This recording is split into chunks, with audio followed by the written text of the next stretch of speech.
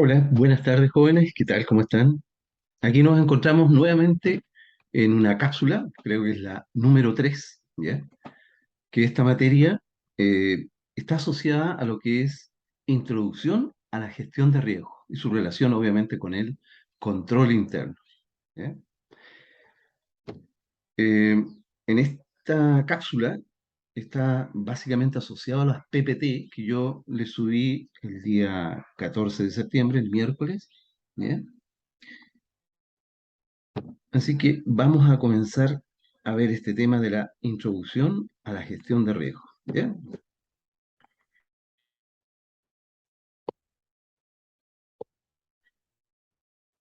Vamos a partir en esta diapo, ¿ya? Con un repaso, ¿ya? De lo que hemos visto básicamente de eh, administración estratégica, ¿ya? Planificación estratégica, ¿ya? Y todo lo que es el tema del establecimiento de la misión, la visión, ¿ya? Y los valores de la organización. Bueno, algunos alumnos podrán cuestionarse por qué vemos temas de administración en esta asignatura de auditoría de gestión. Bueno, esta imagen que está aquí grafica el por qué es tan importante hacer todo este análisis inicial para nosotros poder determinar el día de mañana de qué manera vamos a auditar y verificar que se esté controlando de manera adecuada todo lo otro. ¿Ya?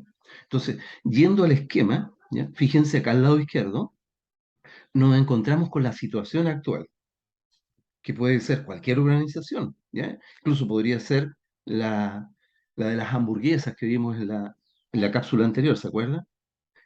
Todas las empresas van a partir de un escenario actual y van a tener que hacer un análisis interno y van a tener que hacer un análisis externo, ¿ya? Esto cuando parten.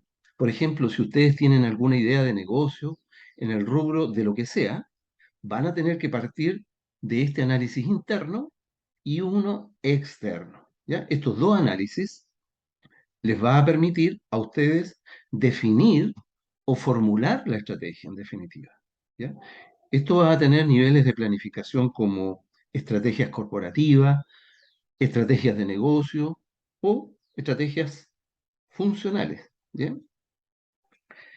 Cuando estamos en la parte que corresponde aquí a la misión, en primera instancia, formulamos nosotros la estrategia, primero, y después vamos abordando lo que es la implementación de la estrategia. Cuando hablábamos, ¿se acuerdan del cuadro de mando integral, la misión, los objetivos estratégicos? Y aquí, en el fondo, nosotros implementamos la estrategia, ¿ya? Es decir, una vez que ya está definida, tanto en el ámbito de recursos humanos, de la organización, áreas claves respecto a la dirección, ¿ya? Sistemas de dirección, evaluaciones de desempeño, sistemas de incentivo, control de gestión. En general, ¿de qué manera nosotros hacemos, en la parte de la formulación de la estrategia, la bajada de la misión? ¿Ya? Cuando ya tenemos la bajada, hacemos entonces la implementación de la estrategia.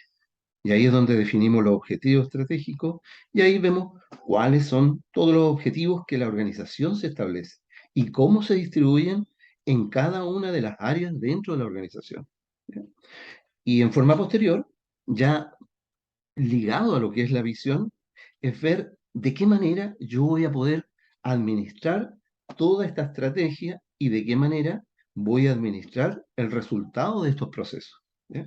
Entonces, voy a tener dentro del control de gestión unidades, voy a tener indicadores, voy a tener presupuestos. O sea, lo que voy a tener con todo esto son controles, ¿ya? Y estos controles, en teoría, dependiendo de cómo yo los haya definido, me van a ir permitiendo cumplir entonces con la visión, ¿ya? Entonces, partimos de una situación actual, fíjense, y de esta situación actual, fíjense acá abajito, tenemos la variable tiempo, que nos va a permitir que la formulación, ¿ya?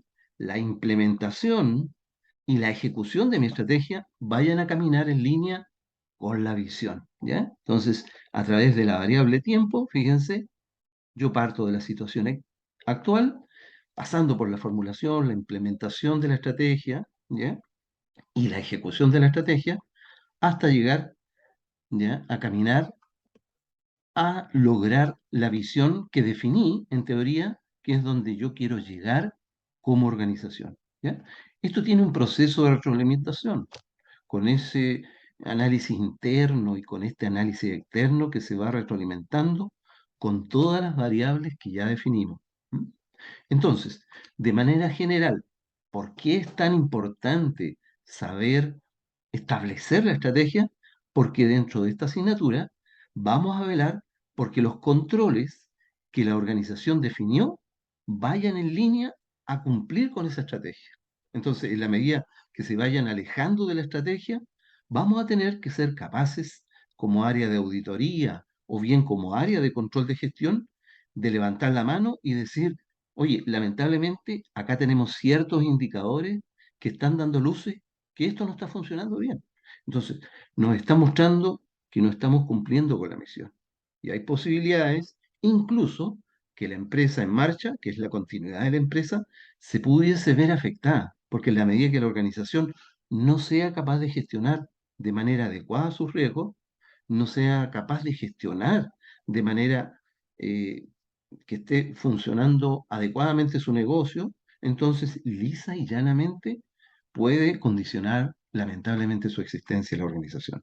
¿Ya? Por eso es tan importante cuando partimos con esto de la misión, partimos con el tema de la visión, la estrategia, ¿ya? Todo esto implica riesgos. Y en función de eso, nosotros vamos a establecer controles que vayan en línea a administrar esos riesgos que nos vamos a ir encontrando.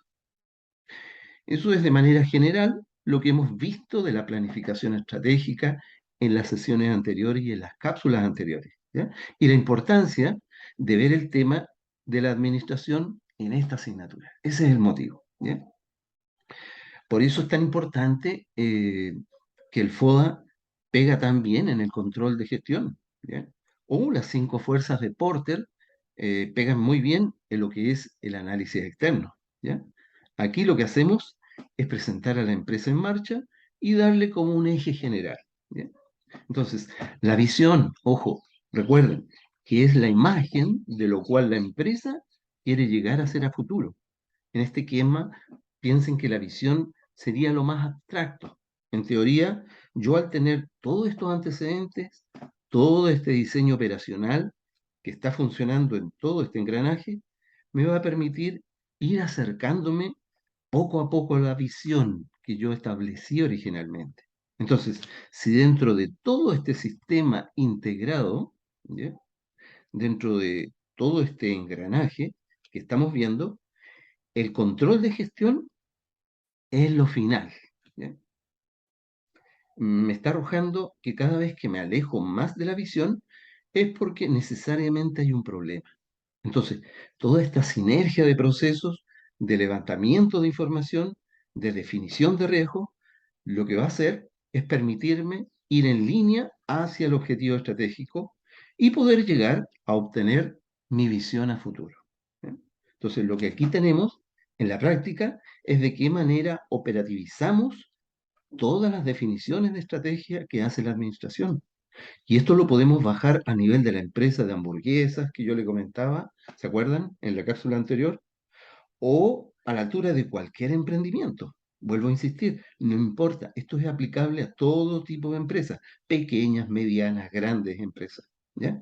En el fondo, independientemente que la empresa sea más grande o sea pequeña, esto es transversal y es transversal en términos estratégicos, es transversal en términos operacionales, en términos administrativos, es transversal en términos financieros. O sea, todos tendrían la obligación de realizar las cosas de esta manera, ¿ya? O sea, todos remando para la misma, para cumplir el mismo objetivo, ¿ya? Cada área de la empresa. Entonces, por eso es tan importante todo lo que hemos visto en las cápsulas anteriores, ¿cierto? Porque va a tener un impacto respecto a cómo voy a revisar. Y eso es súper importante. Si la estrategia de la administración está mal diseñada, cualquier cosa que yo haga en el control de gestión, bueno, no va a servir, porque el problema viene del origen. Entonces, cuando nosotros nos paramos en una organización, tenemos que ver de qué manera conversa con los procedimientos que hace auditoría o los procedimientos que las distintas áreas están llevando a cabo. Bien, entonces ahora nos enfocamos en la materia correspondiente a esta sesión, ¿ya? Esta materia es propia de la asignatura en que nosotros estamos, ¿ya? O sea, ya no vamos a hablar tanto de administración, sino que nos vamos a enfocar más en lo que es nuestra asignatura, ¿ya? Es decir, cómo es la gestión de riesgos y el control interno. Bueno, aquí se levanta una pregunta que dice, ¿cómo crees que la gobernanza, la gestión de riesgos y el control interno están relacionados unos con otros? ¿Ya? Bueno, esta interrogante se responde en las siguientes diapositivas. Pasamos a la siguiente. Fíjense, aquí vamos a ver cómo se aprecia cada uno de estos subconjuntos, ¿ya? Vamos a ver que forman parte de algo mayor. Primero, tenemos el control interno, ¿ya? Que forma parte de la gestión de riesgos. Entonces, para que nos vayamos dando una idea, ¿ya? A través de este diagrama, ¿qué relación existe entre control interno, gestión de riesgos, ¿ya? Y en la gobernanza corporativa, ¿ya? ¿Qué relación existe? Bueno, el control interno, como les decía, forma parte de la gestión de riesgos con que cuenta una organización. Después vemos cómo este control interno, cómo la gestión de riesgos forman parte de la gobernanza corporativa. ¿Se fijan? Entonces, tanto el control interno, que es subconjunto, forma parte integral dentro de la gestión de riesgos, y ambos, control interno y gestión de riesgos, son subconjuntos de la gobernanza corporativa, ¿ya? Es decir, de todo lo que es el directorio, ¿ya? De todo lo que es la filosofía de la administración. Y por otro lado, fíjense, todos estos subconjuntos que están aquí, a su vez, forman parte de la accountability, ¿ya? El cual va orientado a lo que se dice rendición de cuentas, ¿ya? Que es de qué manera la organización es capaz de pararse frente a esos stakeholders, o también llamados grupos de interés, para dar cuenta cómo está llevando a cabo su gestión. Entonces, en el directorio, en los municipios, hacen a veces estos accountability, ¿ya? Es cuando están efectuando estas rendiciones de cuentas, ¿ya? Por ejemplo, el Servicio de Impuestos Internos, este año, a través del ministro de Hacienda, Marcel, ¿ya? Bueno, no solamente este año, sino que todos estos últimos años, ha enviado correos a algunos contribuyentes diciéndoles, este año usted pagó, según su renta, tanta cantidad de dinero por concepto de impuesto a la renta. Y esto se destinó o se gastó de esta manera. Por ejemplo, en los correos dicen, se logró capitalizar tanta cantidad de dinero en educación, tanta cantidad de dinero en construcción, tanta cantidad de dinero en adecuación de hospitales. En fin, ¿ya? Todo esto es parte de una rendición de cuentas. En teoría, yo como empresa transmito de qué manera estoy haciendo las cosas y de qué manera estoy realizando mi gestión, ¿ya? Y podemos apreciar transversalmente a la auditoría interna. Fíjense, aquí está la auditoría interna, que está vinculada con todo esto. La auditoría debe ser capaz de estar presente transversalmente en toda la organización y velar, ¿por qué? Porque el control interno, ¿ya? Funcione bien, velar por el correcto análisis de la gestión de riesgo. Si hay problemas en la gobernanza corporativa, entonces hay que plantear situaciones de mejora, elevar informes, participar en los comités de auditoría, etcétera, ¿ya? Toda esa es la función de auditoría interna. Entonces, nosotros, como auditoría interna, tenemos que ser capaces de vincularnos transversalmente con todas las áreas de interés de la organización en general, ¿ya? En general, con toda la empresa, ¿ya? Entonces, la auditoría interna en general está constantemente haciendo análisis de gestión de riesgo, está constantemente revisando de qué manera se controlan los procesos, está evaluando los ciclos, evalúa todo lo operacional, evalúa lo comercial, ¿se fijan? Es a nivel global, ¿ya? En forma transversal a toda la organización. Entonces, lo que tenemos que entender de manera integral es que acá todo conversa, ¿ya? Acá no hay áreas que están focalizadas en un sector, sino que cada una es parte de un todo. Acá lo vemos con una mirada sinérgica, en la que en una institución cada área depende de la otra, ¿ya? Son engranajes, ¿ya? Son eslabones que van unidos unos con otros, y cada uno de esos eslabones depende del otro, ¿ya? Entonces, desde el punto de vista de la auditoría interna, nosotros tenemos que ser capaces de establecer situaciones de riesgo, tenemos que establecer controles preventivos y también establecer controles detectivos, ¿ya? Si nos llega a pasar una situación grave, bueno, debemos aplicar controles correctivos para que no vuelva a suceder.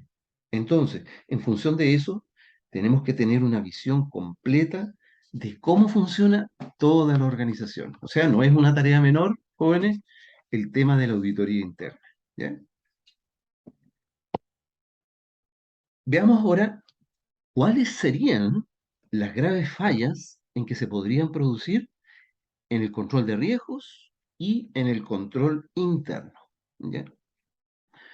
Primero, tener una mentalidad enfocada solamente en el cumplimiento. Chuta, esa sería una gran falla, ¿ya? Existen muchas organizaciones que están obligadas a tener manuales de prevención del delito, a seguir determinadas normas impuestas por la CMF, en fin. Entonces, puede ser que la empresa lo único que haga es no ver el valor agregado que le puede dar al realizar toda esta estrategia del cumplimiento normativo y el doble clic, ¿ya? Que te permite como internalizar todos los riesgos que te están diciendo que hay. Entonces, esos que te indican qué hacer en el área de clientes, en el área de remuneraciones, etcétera, y lamentablemente se preocupan única y exclusivamente de estar bien en el papel.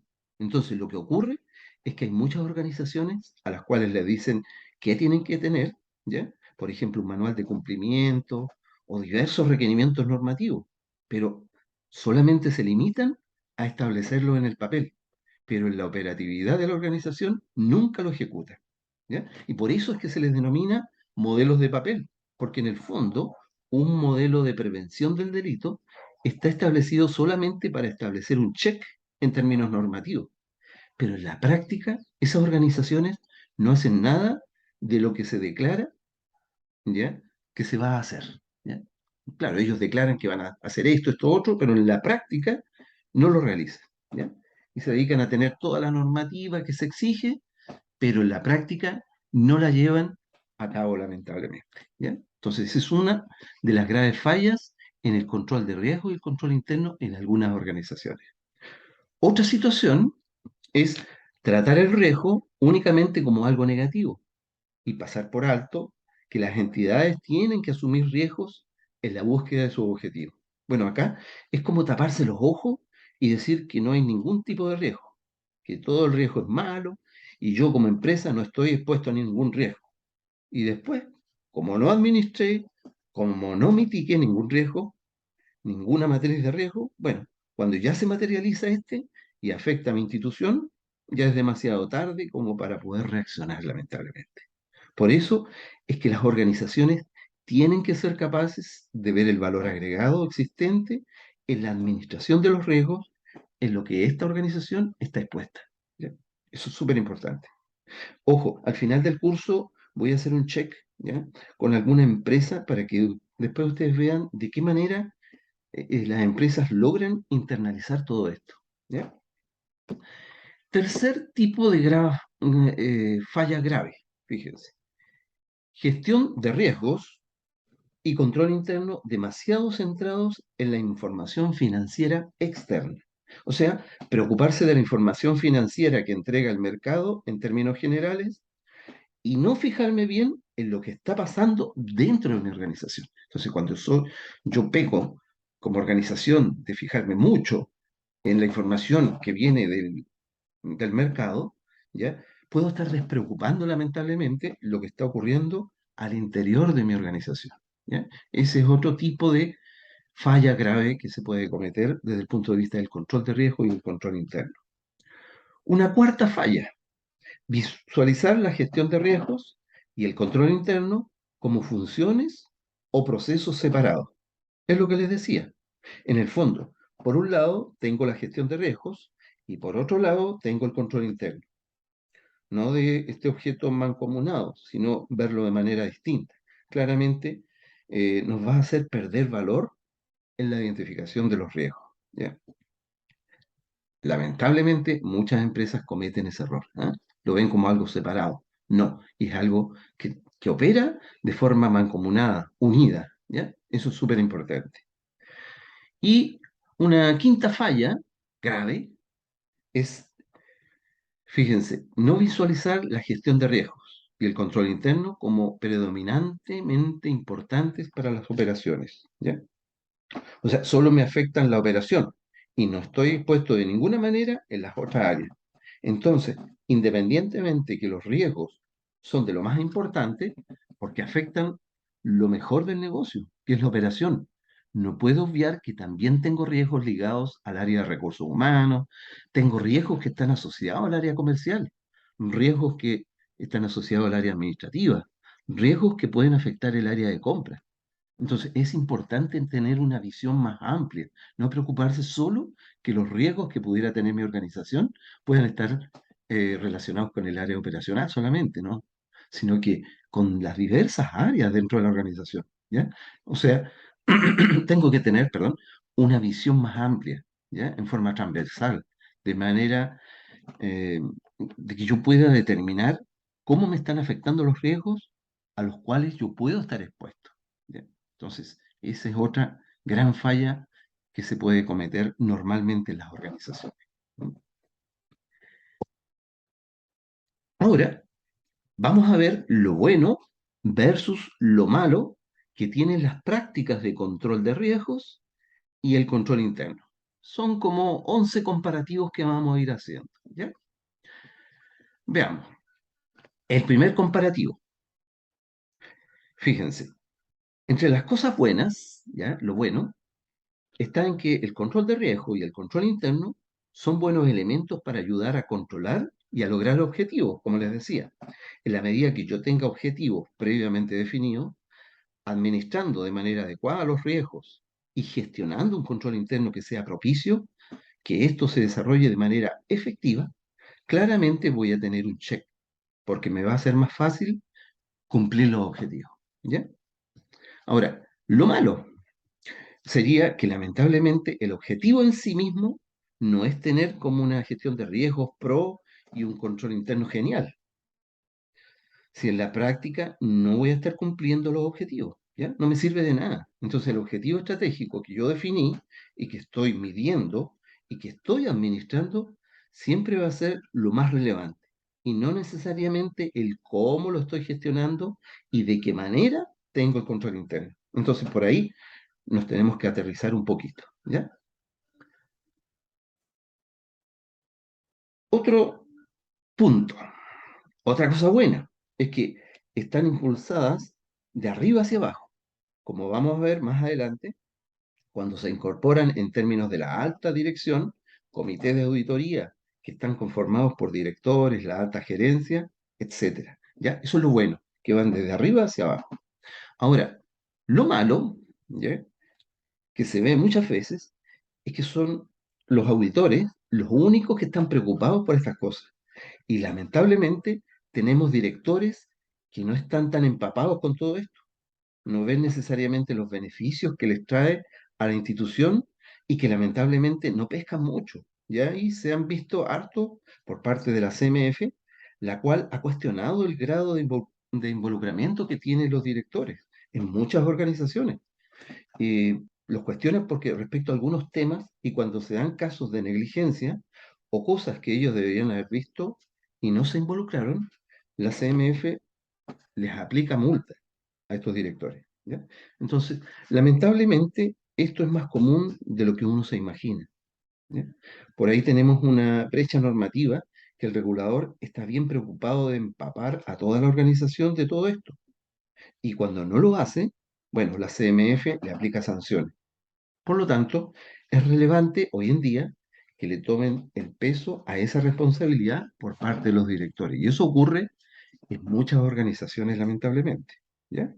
Jóvenes, esto que estoy acá presentando lo saqué del coso, el cual se los tengo en el aula virtual, y les recomiendo leerlo. ¿Ya? El tema es bastante liviano e interesante. ¿Ya? Otra cosa que es buena, es que están basados en rendimientos, ¿ya? Cuando hablo de rendimiento me refiero a un análisis de los procesos y el rendimiento positivo que pudiera generar estos análisis que estamos realizando, ¿ya? Y este rendimiento que les hablo tiene que ser constante y además se basan en principio por normas, por documentos de autorregulación que generan las administraciones y por otro lado, fíjense, lo malo es que se basa mucho en reglas, lamentablemente.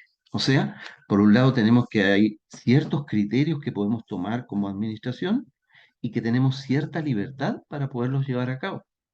Y por otro lado, tenemos cierto marco normativo del cual no nos podemos salir. Entonces, independientemente que por un lado yo pueda hacer cosas, pueda hacer muchas cosas en términos generales, por otra parte, nunca me puedo salir de la regla. O sea, tengo como una caja definida. ¿Ya? Por acá tenemos otra cosa. Lo bueno es que se adaptan a la organización. ¿Ya? Y la desventaja es que utilizan los sistemas existentes. ¿Ya? Otra cosa. Lo bueno también es que tienen que estar centradas en la creación de valor en el sentido de la mejora continua de procesos. ¿Ya? Y lo malo es que quizás algunas organizaciones podrían enfocarse principalmente en la minimización de la pérdida. ¿Ya?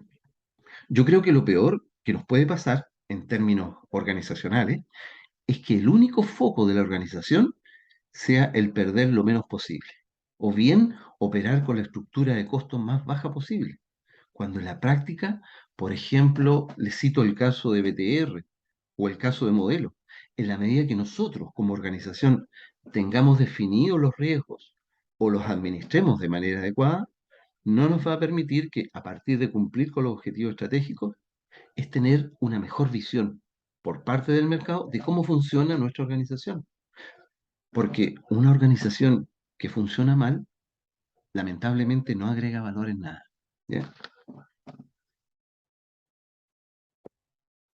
Continuando con lo bueno versus lo malo en las prácticas, ¿ya?, de gestión de riesgos y control interno. Bueno, aquí tenemos lo bueno, es que existe un reconocimiento de la cultura y actitudes. Esto en relación a lo que estábamos hablando.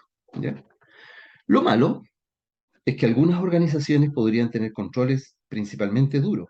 Esto ligado netamente a estándares financieros, numéricos, ¿ya? Están obviando cosas que no necesariamente salen de un dato numérico y podamos obviar variables cualitativas que nos podrían orientar a administrar de mejor manera el riesgo, ¿ya? También es bueno es que están implementadas orgánicamente, es decir, es para todos. No existen distinciones, salvo que queramos ver algo focalizado por área, ¿ya?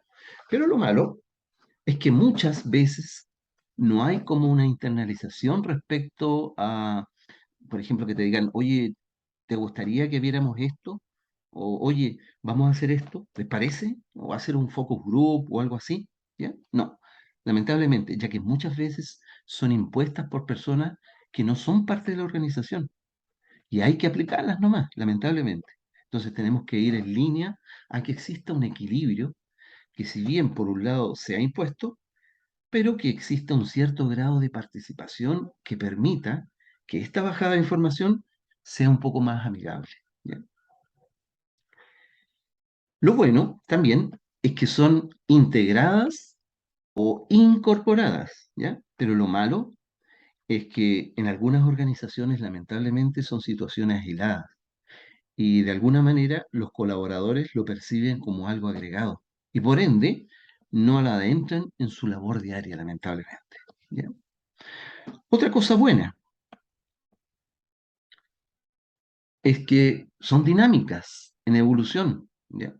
Es decir, esto es como un traje hecho a la medida, ¿ya? En la medida que exista algo relevante, vamos a tener que redefinirlo, lo vamos a tener que repensar y de esta manera vamos a sortear todo este tipo de situaciones. En cambio, lo malo, lamentablemente, es que algunas organizaciones no lo ven ni dinámico ni tampoco lo ven evolutivo, sino que son más bien estáticas, son anticuadas, ¿ya? Y lo hacen netamente por cumplir, desgraciadamente, ¿ya? Y por acá tenemos las consideraciones número 10, ¿ya? Lo bueno es que son consideradas como una buena inversión, ¿ya? Que efectivamente hay una administración que diga, oye, efectivamente esto agrega valor a la organización, esto es súper importante, voy a invertir en esto porque la manera que yo invierta en un sistema de gestión de riesgo o en un ambiente de control interno que sea propicio para cumplir mi estrategia y por ende me va a permitir llegar a mi misión y obviamente me va a ir muy bien, ¿ya? ¿Qué es lo malo? Bueno, es que hay otras organizaciones que lamentablemente, a diferencia de esta, van a decir, oye, esta cuestión no me sirve de nada, no me aporta ningún valor. Entonces, ¿para qué lo voy a hacer? Bueno, es un gasto general y no lo veo ningún valor. Entonces, ¿qué hacen ese tipo de organizaciones? No lo consideran como una buena inversión, ¿ya? Y lo consideran nada más que como un gasto nada más. Por lo tanto, no lo realizan. Y por último, en el último comparativo, lo bueno es que está integrada en la gobernabilidad de la organización y que funciona como un todo mancomunado y todo fluye en la misma línea, ¿ya? Lo malo, fíjense, es que hay otras empresas que van a hacer letra muerta, ¿ya? Y van a hacer cualquier manual, cualquier política, procedimientos de papel que en la práctica ninguno en la organización los va a considerar. O pasa de repente que cuando uno va como auditor externo, uno hace levantamientos de control interno de la organización y ¿qué hace? Pide los manuales, pide las políticas, los procedimientos, ¿ya? Entonces, ¿qué hacen ellos? Te entregan versiones en borrador, te entregan documentos que son de hace como 5 años, ¿ya? Y no se encuentran actualizados. Además que no están firmados, no se encuentran en la intranet de la organización. Entonces, nosotros como auditores externos tenemos que levantar todos esos puntos que son debilidades en términos de administración y observarlos, obviamente. Y decir, oye, la empresa no tiene actualizados sus manuales. Otra observación, no tiene actualizadas sus políticas y procedimientos. No están firmadas, etcétera. Entonces eso hay que observarlo, ¿ya? En el fondo, van en línea con mejorar, en términos generales, ¿ya? La gobernabilidad de la organización. Es decir, hay normativas que nadie sabe dónde están y cómo se aplican. En realidad es lo mismo que si no hubiera nada elaborado, lamentablemente. Entonces, ahí nosotros, cuando nos encontremos con esas situaciones, como auditores internos o como auditores externos, recuerden que como auditores externos, la auditoría externa también tiene un foco que es de control interno, ¿ya? En teoría, nos va a permitir determinar la naturaleza, el alcance y la oportunidad de las pruebas sustantivas. Entonces tenemos que ver cómo funciona el ambiente de control y hay una serie de situaciones que nosotros analizamos para llegar a las pruebas sustantivas que son netamente numéricas. Entonces, independiente de la figura interna o externa, ¿ya? Tienen ustedes que velar porque exista esta gobernabilidad por parte de la organización y que la información sea conocida por todos los miembros de la organización y en forma oportuna, ¿ya? Eso es súper importante. En esta diapo, aquí dice la crisis mundial según IFAC. ¿Qué es IFAC? Bueno, es la Federación Internacional de Contadores Públicos, ¿ya?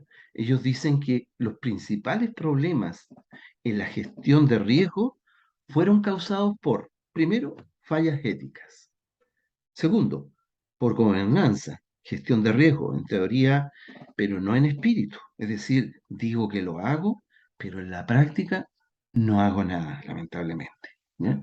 También fue causada por sobrecarga reglamentaria, lo que lleva al cumplimiento legalista. O sea, tengo muchas normas y estoy como full, lleno de controles y normativas, lleno de políticas, pero en la práctica es una cantidad de grasa tan desproporcionada que no me permite que los controles se lleven de manera adecuada, que es lo que pasa, por ejemplo, en Codelco. ¿Ya? En Codelco están llenos de controles, están llenos de auditoría y de gestiones, que lamentablemente llega un punto en que todo eso llega a afectar la operación normal de la compañía, lamentablemente. Entonces, los tiempos de respuesta en esos casos son mucho más lentos, que muchas veces no va en línea con el dinamismo que necesita el negocio. Entonces, es importante tener como un cierto equilibrio entre los controles y los resultados que tengo de ellos. ¿Ya? Hay que tener un cierto equilibrio, ¿ya? No irse, como se dice, muy al chancho en ese tema. ¿Ya?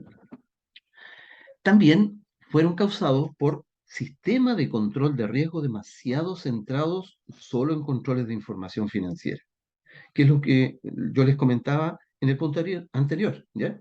En el fondo, no tenemos como esta visión respecto a las variables cualitativas, que no necesariamente las voy a ver en términos financieros.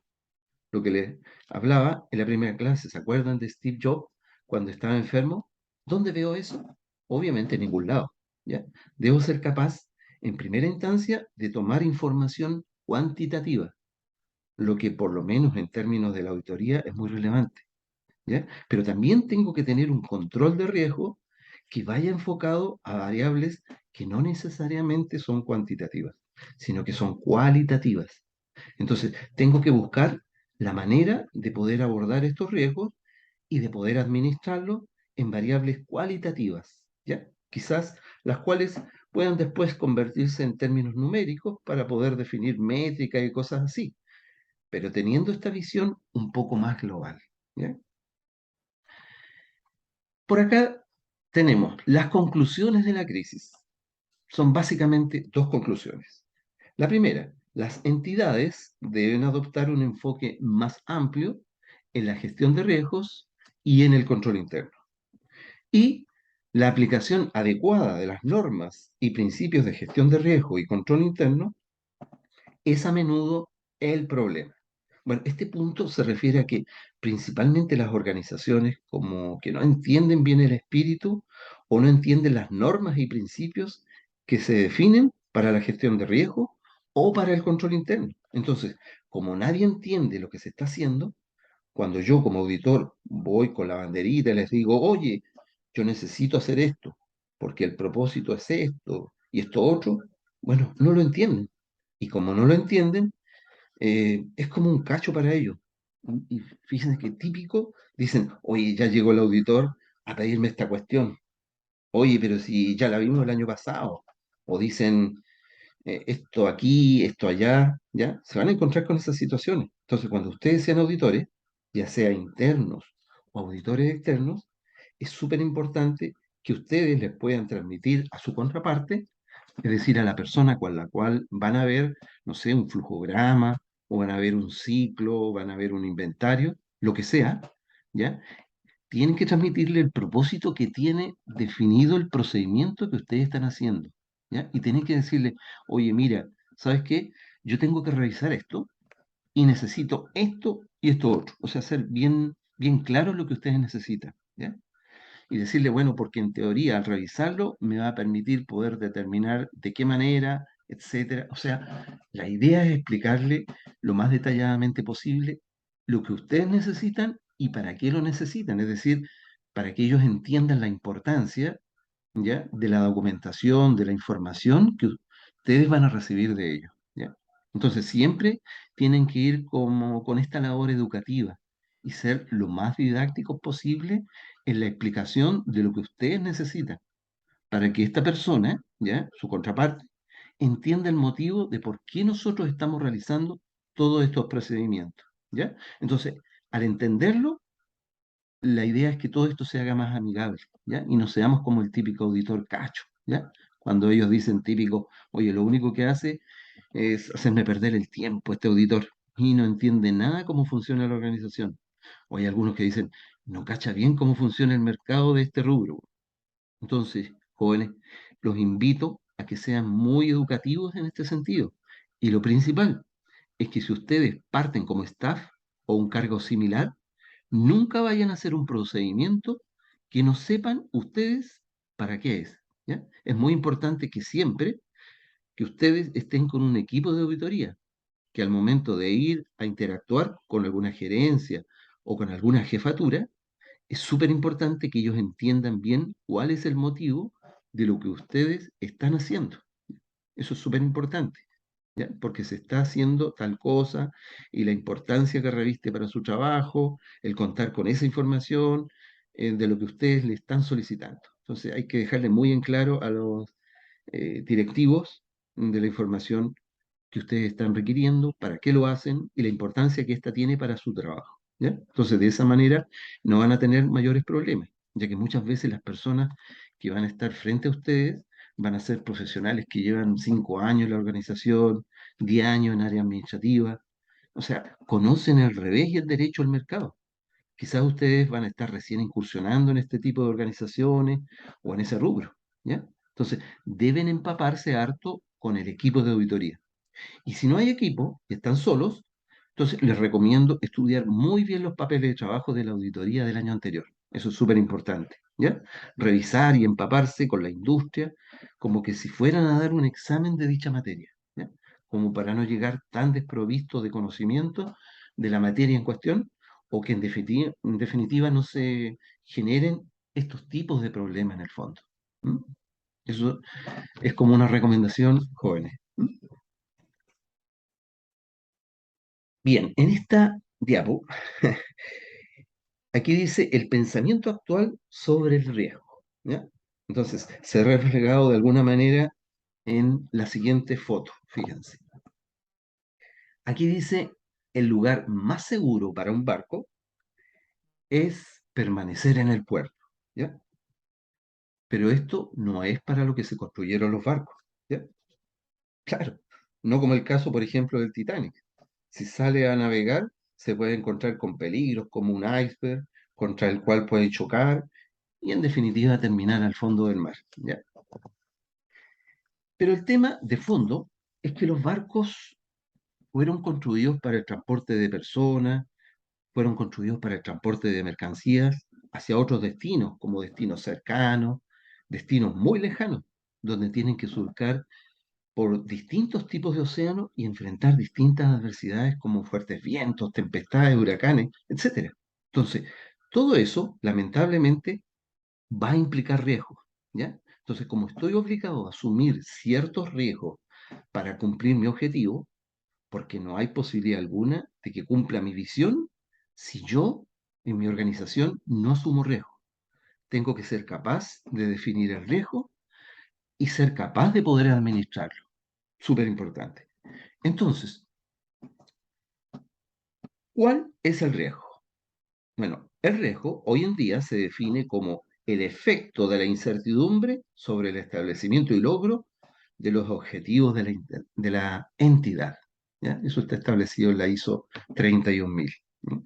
Si yo estoy en un escenario actual y me voy a proyectar a un escenario futuro, el cual va a ser mi visión, ¿ya? En esta transición necesariamente voy a enfrentar riesgos. Y como voy a estar expuesto, entonces debo ser capaz de administrarlo. Por eso, ahí dice lo siguiente. Si no hay ningún objetivo, no va a haber ningún riesgo asociado, ¿ya? Por lo tanto, el riesgo siempre debe evaluarse a la luz de los objetivos de la entidad, ¿ya? Entonces, ¿cuáles son mis objetivos? Bueno, visión estratégica. Ya lo vimos en el cuadro de mando integral, ¿se acuerdan?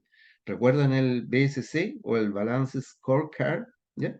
Van a poder administrar riesgos que vayan en línea con el cumplimiento de esos objetivos.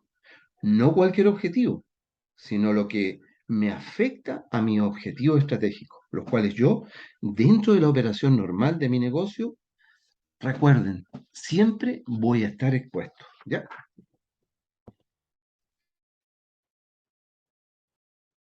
El pensamiento actual sobre el riesgo. Pregunta, ¿cómo aborda su entidad la incertidumbre en la consecución de sus objetivos estratégicos? Respuesta: a través de nuestro sistema de gestión estratégica.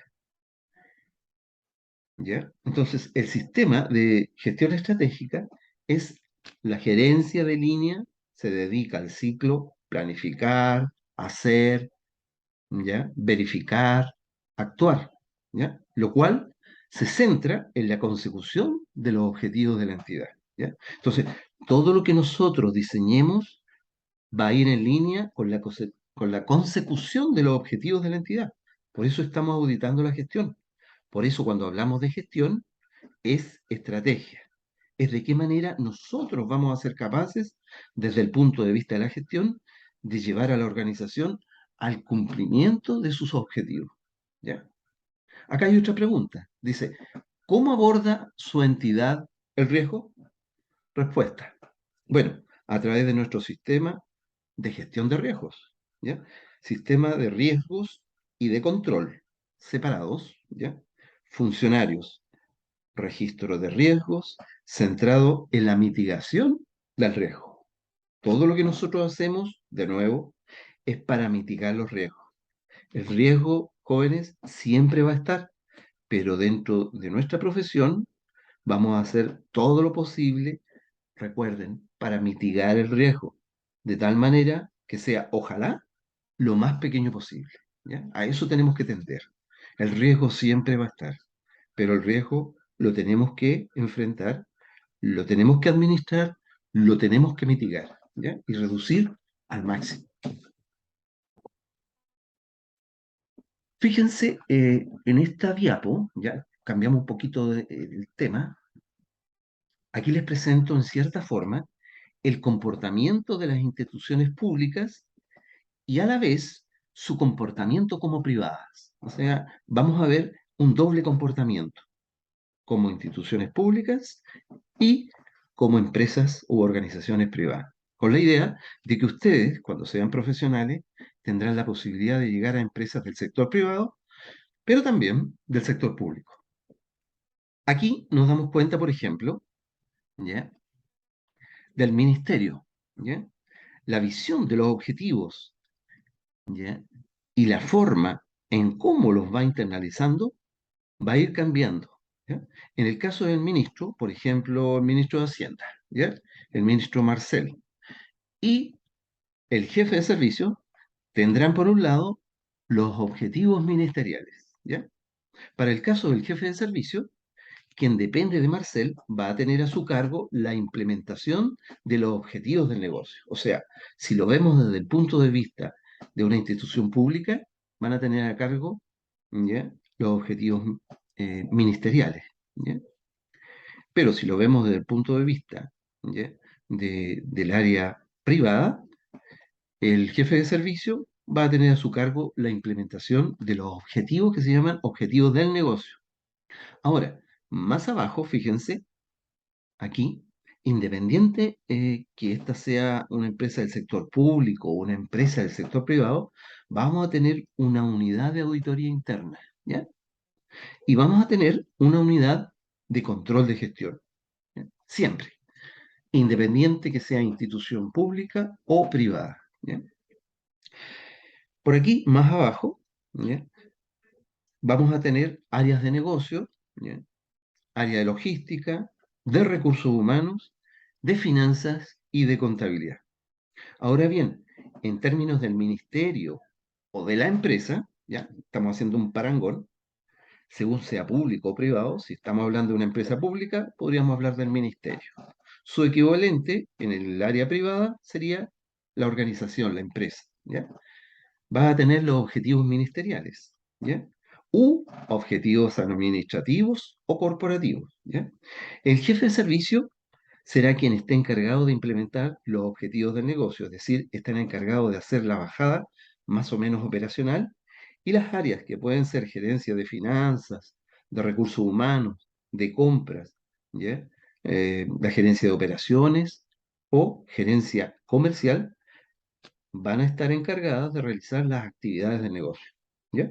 Y esas actividades, en teoría, serán las que me van a permitir llegar al objetivo que se definió más arriba. ¿ya? Entonces, ellos, ¿ya? Todas las áreas, estas que les mencioné, son las que en definitiva van a aterrizar todos estos objetivos, ¿ya? Todo lo que hace la organización va en línea a cumplir los objetivos, siempre, no lo olviden. Entonces, independiente de la dimensión en que nosotros estemos parados, ¿ya?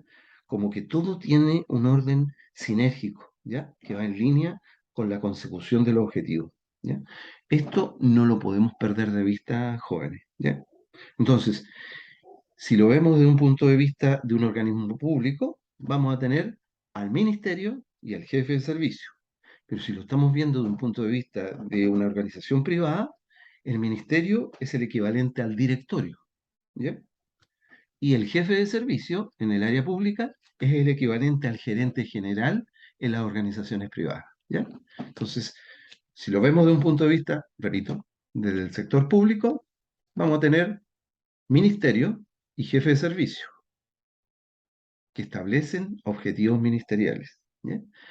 Y en el área privada, estos equivalentes, el ministerio, como les señalaba, va a ser el directorio y el jefe de servicio va a ser el gerente general, que establecen objetivos en el área privada que no se llaman ministeriales, se llaman objetivos, ¿ya? De negocio, ¿ya? Organizacionales, ¿ya?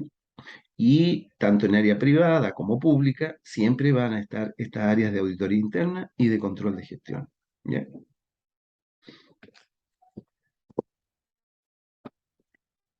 Ahí está. Ellos implementan, ministerio y jefe de servicio, objetivos ministeriales. Y desde el punto de vista del sector privado, ellos implementan los objetivos del negocio, ¿ya?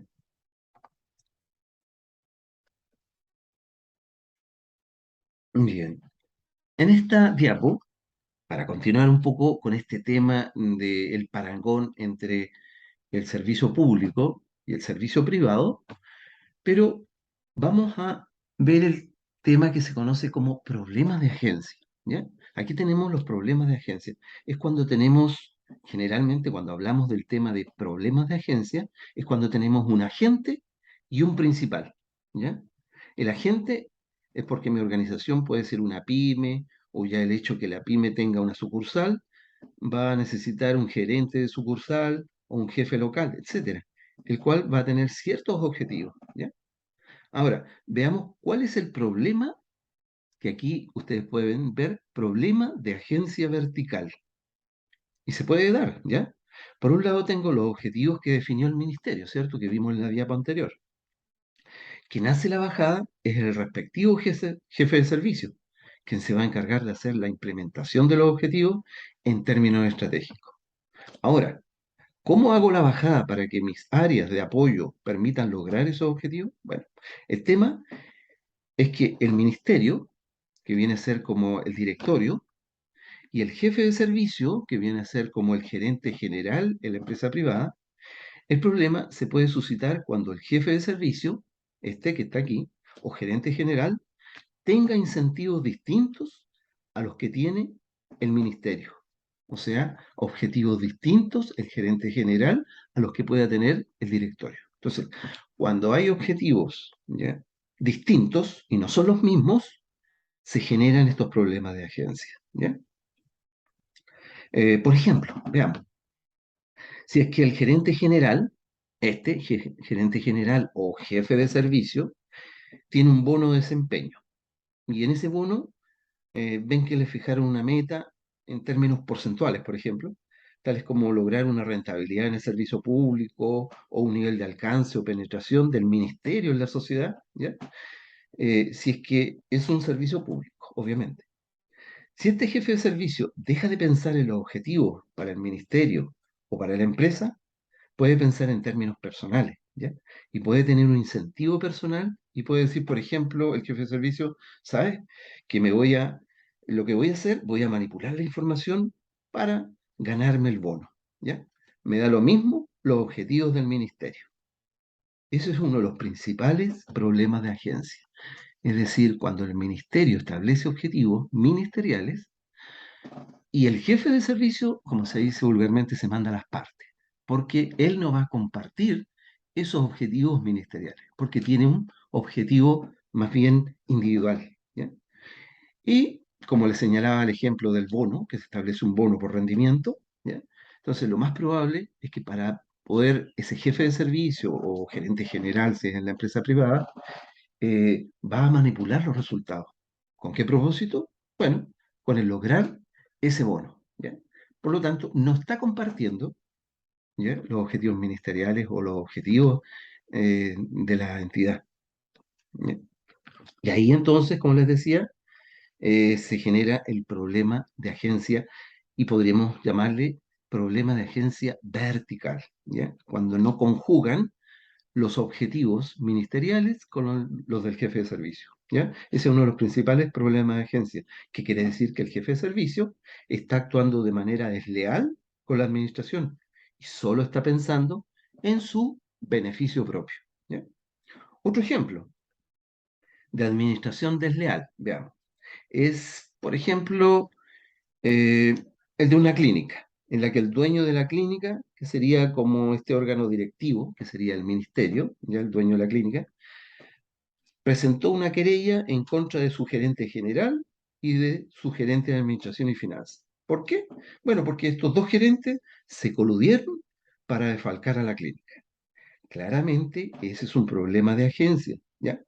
Y estas situaciones fraudulentas que pueden gatillar esto, efectivamente tienen implicancias legales, ya que tenemos un marco normativo que persigue y que castiga este tipo de actos, tanto en el sector público como en el sector privado, ¿ya? Entonces, ese es el problema, que entre agente y principal existe esta situación eh, de ciertos shocks que vayan en desmedro de uno por el otro, ¿ya? Entonces, cuando existe un agente y un principal, siempre, y este principal no comparte los objetivos de la gente, ¿ya?, se producen los problemas de agencia de tipo vertical.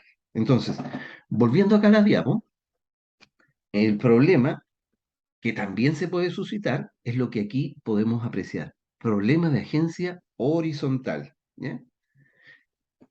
Para ver un ejemplo para este tipo de problema de agencia horizontal, ¿ya?, que lo vemos así, horizontalmente, vamos a prescindir de acá del ministerio, nos vamos a concentrar en jefe de servicio y ciudadanía. Entonces tenemos una estructura de accionistas, ¿ya?, en que aquí vamos a tener los accionistas mayoritarios. Supongamos que el recuadro que dice jefe de servicio son los accionistas mayoritarios de la entidad, ¿ya?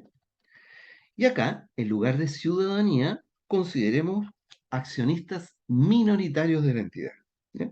Igual se podría dar un problema de agencia horizontal, ¿ya?, en el cual el grupo controlador, que serían los accionistas mayoritarios, ¿ya?, tienen una participación mayor de personas en su directorio y ellos pudiesen perjudicar a la organización.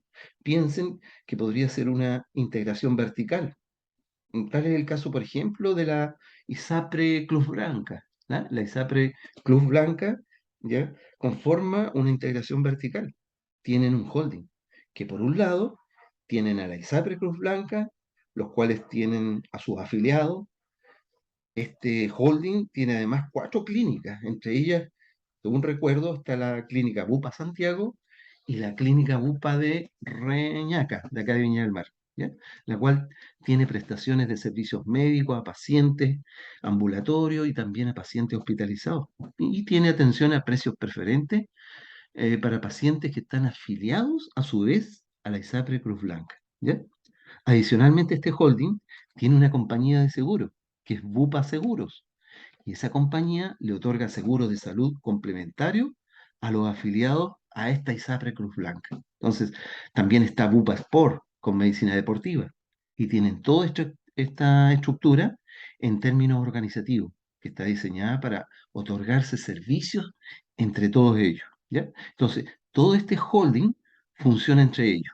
Ahora, si nosotros estuviéramos en el siguiente escenario y tuviéramos acá a la compañía Bupa, ¿ya?, la compañía Bupa Seguros, en lugar del ministerio, supongamos que aquí tenemos a la compañía Bupa Seguros, ¿ya? Puede ser que la compañía de seguros tenga el 90% de la participación, ¿ya?, que es un caso ficticio, ¿ya?, solo para efectos del ejemplo, ¿ya? Entonces, tiene el 90% de la participación, ¿ya? Del holding Bupa. Y acá tenga un 10% de participación de minoritarios, ¿ya? Accionistas minoritarios conforman lo que se llama aquí la ciudadanía, ¿ya? Que son organizaciones que no tienen relación alguna con la ISAPRE, ni con la clínica, ni con ninguna de las otras partes de esta empresa, de este holding, ¿ya? Son minoritarios, son el 10%, ya que tenemos los accionistas mayoritarios, ¿ya? Entonces, quizás por motivos tributarios, puede ser que el holding vaya y diga, oye, ¿saben qué? La compañía de seguro da lo mismo. A los precios a los cuales está vendiendo a mí, me da lo mismo. No me tinca. ¿Por qué no bajamos los precios de los otros productos que tenemos y así afectamos los resultados y beneficiamos a otra empresa distinta a la compañía de seguro? Puede ocurrir, ¿ya? Entonces, si se da esa situación, nos estamos enfrentando a un problema de agencia horizontal. Ahora bien, como tienen a todos los directores y a todos los accionistas mayoritarios, entonces eso les hace tener más poder, ¿ya? Porque tienen el 90% de participación. En cambio, los minoritarios, que representan solo el 10%, no van a tener cómo incidir en que esta compañía no se vea perjudicada en desmedro de otra. Entonces, al generar como esta asimetría entre los mayoritarios y los minoritarios, donde el mayoritario siempre saca ventaja de su poder y de su posición, pensando como en un objetivo de holding de otra empresa, que no tiene nada que ver dónde está metido y podría afectar, y esto sería también un problema de agencia horizontal, porque está actuando en desmedro de otras personas que tienen participación en la sociedad y te pasan a llevar, ¿ya? Los perjudica. ¿Por qué? Porque les da lo mismo, ¿ya? Entonces, en resumen, de acuerdo a esta diapo, tenemos estos dos tipos de problemas de agencia, ¿ya? Tenemos el problema de agencia vertical, en donde existe gerentes versus dueños, o gerentes versus accionistas, o gerentes versus directorio, ¿ya? Entonces tenemos un directorio, o tenemos accionistas o dueños de la entidad versus los gerentes. El directorio, ¿ya? Los gerentes, en fin, perdón, el directorio acá, los accionistas, ¿ya? Tienen establecidos ciertos objetivos. Y lamentablemente el gerente acá persigue sus objetivos propios. Entonces, cuando eso ocurre, ¿ya? Se genera un problema de agencia de tipo vertical, ¿ya?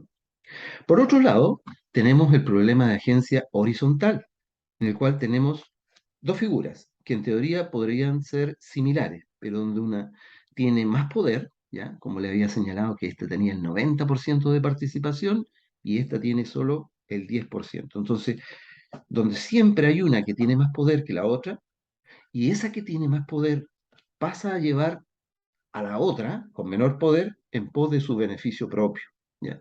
Entonces, cuando ésta actúa en beneficio propio y pasa a llevar a aquella que tiene menor participación, ¿ya?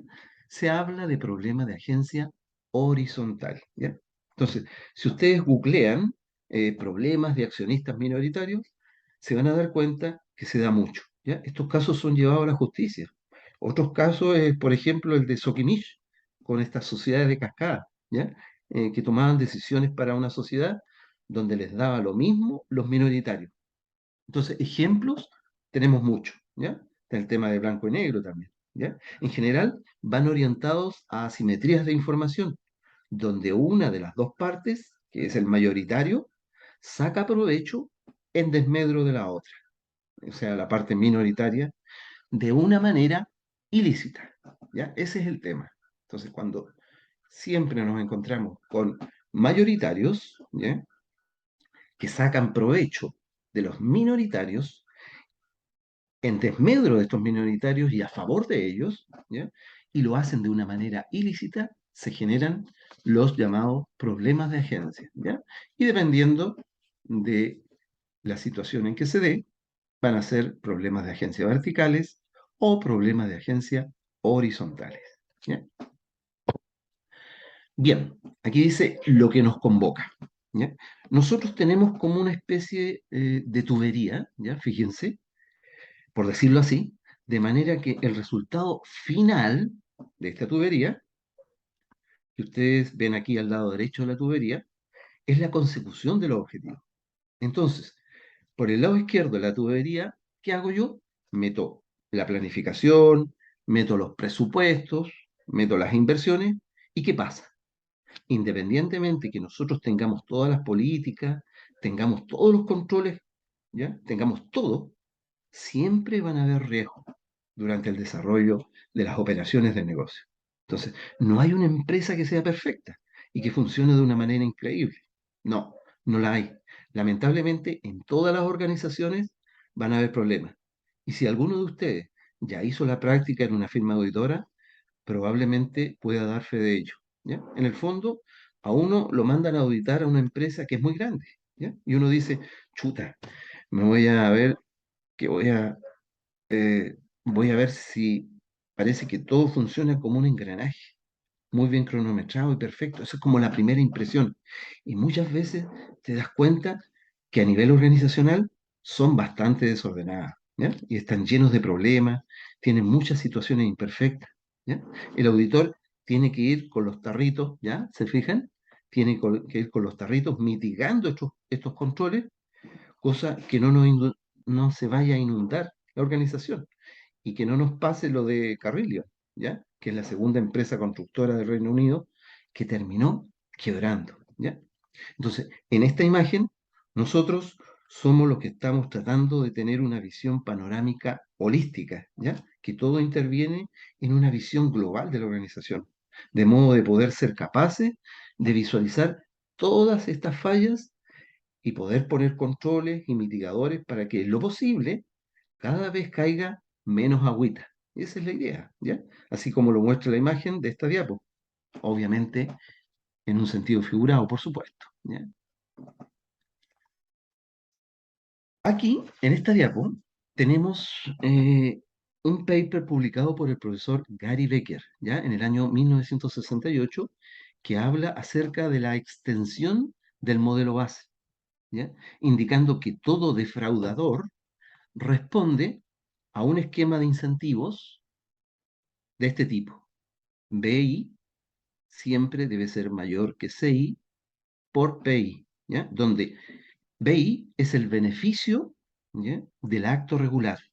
El beneficio que yo voy a obtener, ¿ya? Como defraudador, debe ser superior al costo penal o costo social que puede tener el acto ilícito, el cual voy a realizar, y eso multiplicado por la probabilidad de ser detectado ese acto, ¿ya? En teoría, lo que podríamos decir que habría riesgo de que una persona tome la decisión de defraudar, ¿ya? Siempre va a haber riesgo, ¿ya? En la medida que las fiscalías persigan, multen, encarcelen a los defraudadores y además se tenga por parte de las organizaciones sistemas súper efectivos que tengan controles rutinarios, controles internos, controles externos, la probabilidad de que en la organización exista un defraudador siempre va a ser mucho menor, ¿ya? Aquí tenemos riesgos, ¿ya? Que se deben administrar en términos operacionales. Una de las preguntas es, a nivel operacional, ¿ya? Aquí, a nivel operacional, las soluciones, ¿las estamos entregando bien? ¿La operación la estamos haciendo de manera adecuada? ¿Ya? A nivel de gobierno corporativo, viene la pregunta, ¿estamos obteniendo los resultados que dijimos que íbamos a obtener? ¿Estamos haciendo las cosas en forma correcta? ¿Ya? Esos son los principales temas que nosotros tenemos que administrar. ¿De qué manera lo estamos haciendo? ¿Lo estamos haciendo bien? ¿Lo estamos haciendo mal? ¿Estamos acorde a lo que definimos previamente o nos estamos alejando de ello? Entonces, todo esto implica que en el fondo se debe administrar el valor de la organización, ¿ya? A continuación, les presento el modelo integral de la gestión de fraude, ¿ya? Entonces, Dentro de este modelo integral, fíjense aquí al centro, tenemos el CPAF, ¿ya? Que son controles y programas antifraude, los cuales, estos controles y programas antifraude, van a responder a la evaluación del riesgo de fraude, va a responder a las actividades de monitoreo, va a responder a compartir, a comunicar e informar los resultados, actividades de control antifraude y creación de un ambiente de control propicio, que va en línea, obviamente, y que la organización tiene como visión que todo esto va a funcionar de una manera adecuada y se va a poder detectar cómo funciona todo esto, obviamente, ¿ya? Entonces, identificar, ¿ya? Los factores o elementos que puedan dar origen a un fraude y los riesgos que ello conlleva, ¿ya? Monitorear la eficacia del programa y controles antifraude. Que exista una comunicación efectiva del programa y controles antifraude.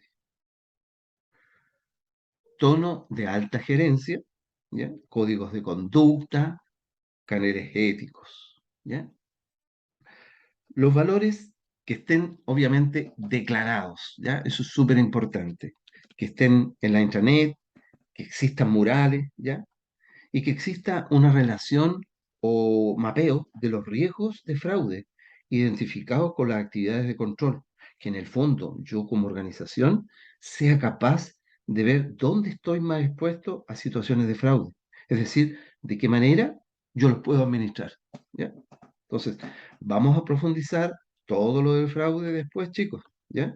Esto es a modo introductorio nada más. Todo lo que estamos viendo aquí es a modo introductorio nada más, ¿ya? Vamos a profundizar más adelante todo este tema de gestión de fraude, ¿ya?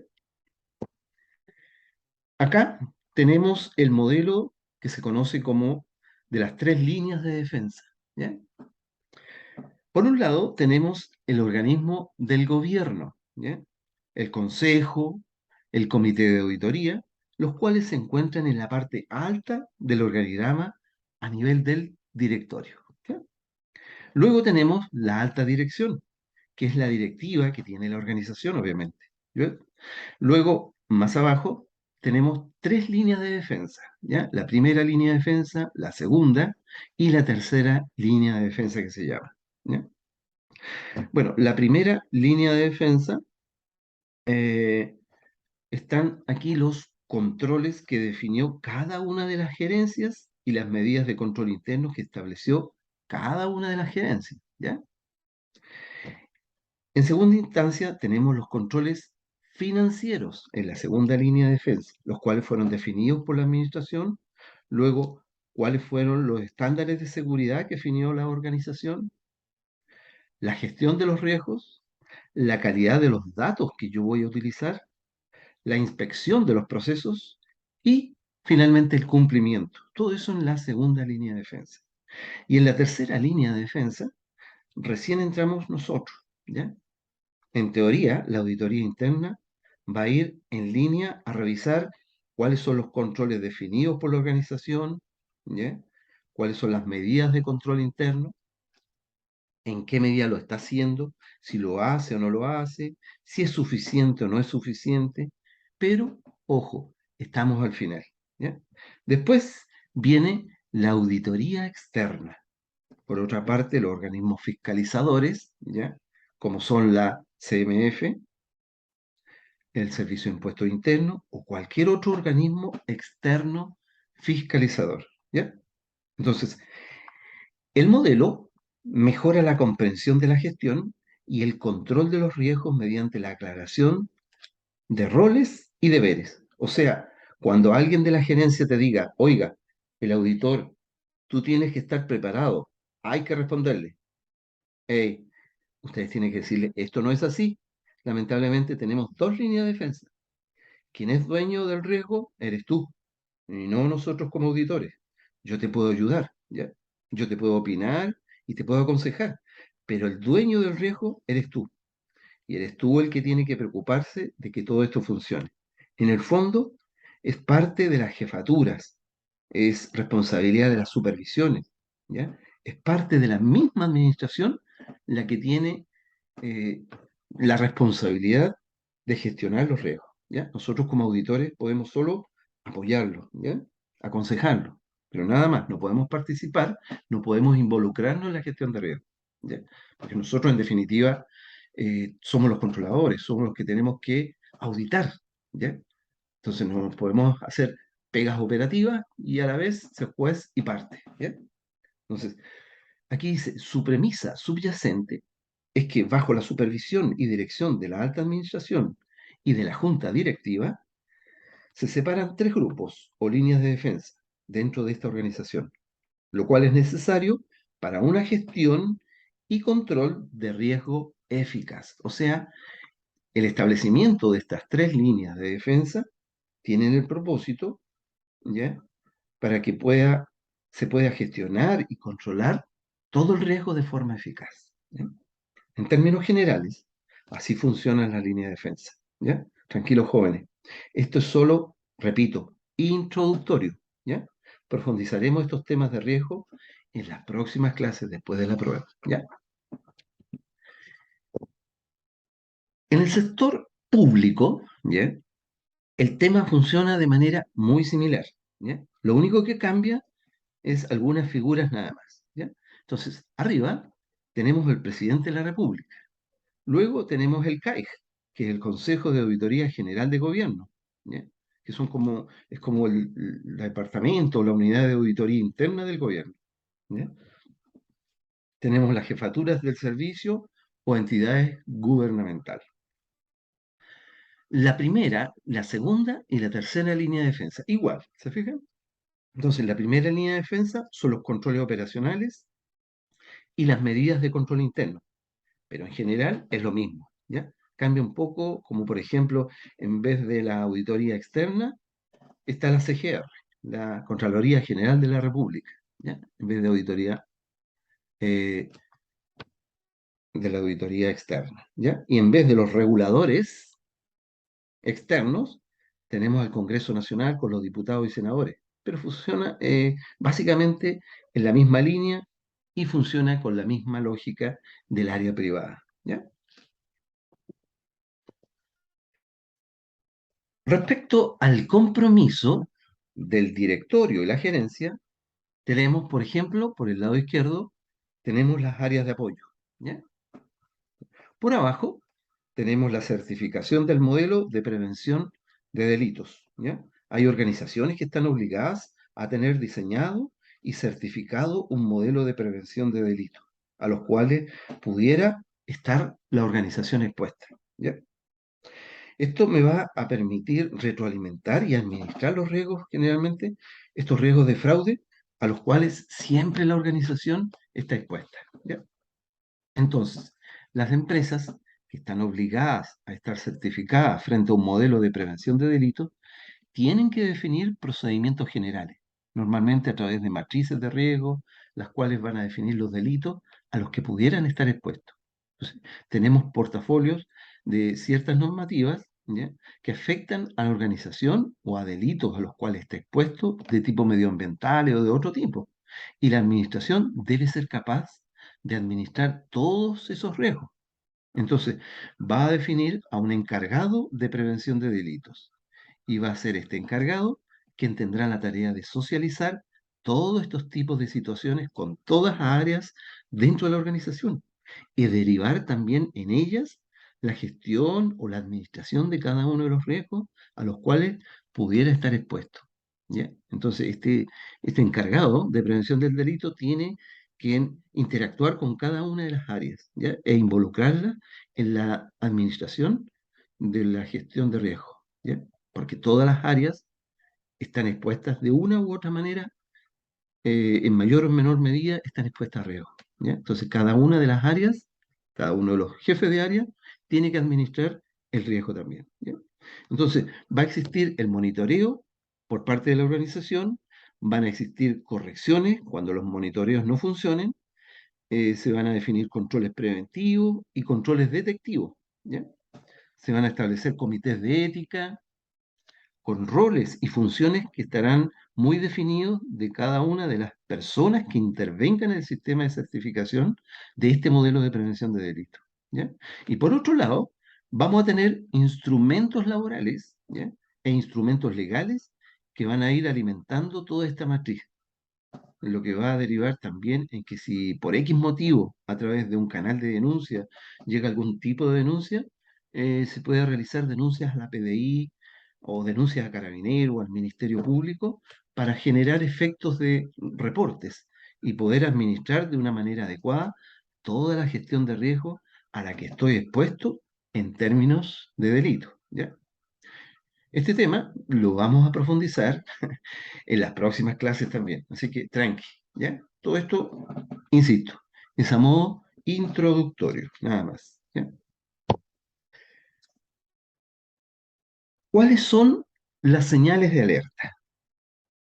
Bueno, son aquellos comportamientos o características de ciertas operaciones, personas o funcionarios que nos podrían conducir a detectar una operación sospechosa de delitos funcionarios, que son los que se hacen en el sector público, lavado de activos o financiamiento del terrorismo, ¿ya? Entonces, aquí cuando se habla del financiamiento del terrorismo, me refiero al caso específico de Chile, por ejemplo. Contrario a lo que uno piensa, hay hartas medidas que van en línea con la prevención del lavado de activos o del financiamiento del terrorismo, ¿ya? Puede darse que alguna organización que dentro de sus intereses sea el financiar a lo mejor a grupos terroristas, ¿ya? Entonces, en el caso del lavado de activos es bastante fácil, ya que hay actividades ilícitas que dan origen al lavado de dinero y que son como blanqueados, ¿ya? Eso los vamos a ver también después, ¿ya? Ahora, cuando hablamos de financiamiento del terrorismo, puede ser que yo como órgano regulador, como la UAF, ¿ya? Que es la Unidad de Análisis Financiero, tengo que ser capaz de entregar elementos que no existen instituciones como bancos o como fondos de inversión u otros que no depositen dinero en empresas que tengan como objetivo entregar dinero a organizaciones criminales, ¿ya? Un claro ejemplo actual, por ejemplo, es el tema de la Araucanía. A lo mejor hay una organización que le conviene que estén los mapuches dentro de la Araucanía, con harto poder, ya que pueden sacar a lo mejor beneficios económicos de un loteo de tierra que quizás está más barato, ¿ya? Entonces, puede ser que una organización esté entregando dinero a través de su empresa. ¿Para qué? Para financiar actos terroristas, de modo que prime el caos. Y de ese modo, si hay caos en la región, a lo mejor esta empresa puede sacar beneficio, ¿ya? Veamos el tema del financiamiento regular de la política. Veámoslo así. Por ejemplo, cuando Penta, ¿se acuerdan? Estaba financiando a todos a través del uso de boletas de honorario electrónicas, electrónicas falsas, por supuesto, a los políticos para poder obtener algún tipo de dividendo, ¿se acuerdan? Y mejorar las leyes y cosas así. Bueno, se podría dar esa misma figura, pero que a través de esas boletas se esté financiando a lo mejor a grupos terroristas que ayuden a conseguir algún tipo de propósito, ya sea conseguir tierras más baratas o si se va a instalar alguna empresa maderera, por ejemplo, en la zona de Arauco, haciéndole competencia maciza, por ejemplo. Yo les pago a estos órganos terroristas, quienes tienen otro propósito, distinto al mío como empresa, ¿ya? Y para poder sacar un beneficio económico de esta situación en el fondo en términos de estándares internacionales, cuando hablamos de Colombia u otros países que tienen guerrillas armadas, ellos pueden decir que situaciones como esa es muy normal, pero acá en Chile, ¿por qué no tenemos? ¿Ya? Porque en teoría igual estamos expuestos a que capitales chilenos terminen en países como Colombia u otros países que tengan conflictos armados, que indirectamente la organización se vea involucrada con el financiamiento de este tipo de organizaciones. Entonces, en términos de estándares internacionales, la idea es tener como en consideración que yo, como organización, estoy obligado a tener procedimientos que vayan en línea con evitar que dineros que administra mi organización terminen en empresas que están blanqueando capitales o en empresas que están derechamente teniendo vínculos con el terrorismo, ¿ya? Entonces, tipos de señales de alerta que se pueden dar en el sector público. Podemos ver transacciones financieras sospechosas utilizando fondos públicos. algo que en realidad es totalmente atípico, ¿ya? Cuando yo tengo una organización, está funcionando normalmente bajo estándares normales. Entonces, cuando hablo de transacciones financieras, me voy a ir al registro contable de las operaciones, a la trazabilidad que yo tengo en términos de software y todas esas cosas, ¿ya? Entonces, si por regla general mi empresa opera de forma regular, de lunes a viernes, en un horario, supongamos, de 9 a 18 horas, y nadie efectúa operaciones fuera de ese horario, yo puedo hacer un análisis de transacciones diarias, ¿ya? Y con ese análisis lo que hago es buscar transacciones que vayan en horarios distintos al regular, ¿ya? A ese entre 9 y 18, que se hayan realizado, por ejemplo, sábado, domingo o en algún día feriado y a lo mejor fuera de horario y que puedan ser obviamente sospechosas, ¿ya? Entonces, transacciones efectuadas con fondos públicos, es decir, del sector público, o con fondos privados de la organización, ¿ya? Todo lo que es sospechoso es porque es atípico, ¿ya? Entonces, cualquier transacción efectuada fuera de esos horarios, para mí, se va a transformar en una operación sospechosa y ahí es donde tengo que hincarle el diente, ¿ya?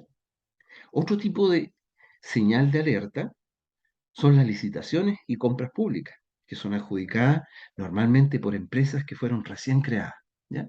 Ahí eso es sospechoso, obviamente, ¿ya? Por personas expuestas políticamente, también. Esa es otra señal de alerta.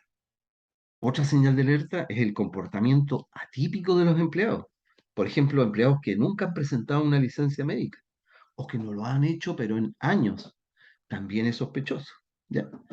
Y otro tipo de señal de alerta que nos puede dar de que está ocurriendo algo extraño, ¿ya? Son funcionarios de la administración pública que tienen un estándar de vida que no es coherente con su nivel de renta, ¿ya? Tales como, por ejemplo, generales de ejército, que se ha visto harto, ¿ah? Eso lo recuerdan muy bien ustedes.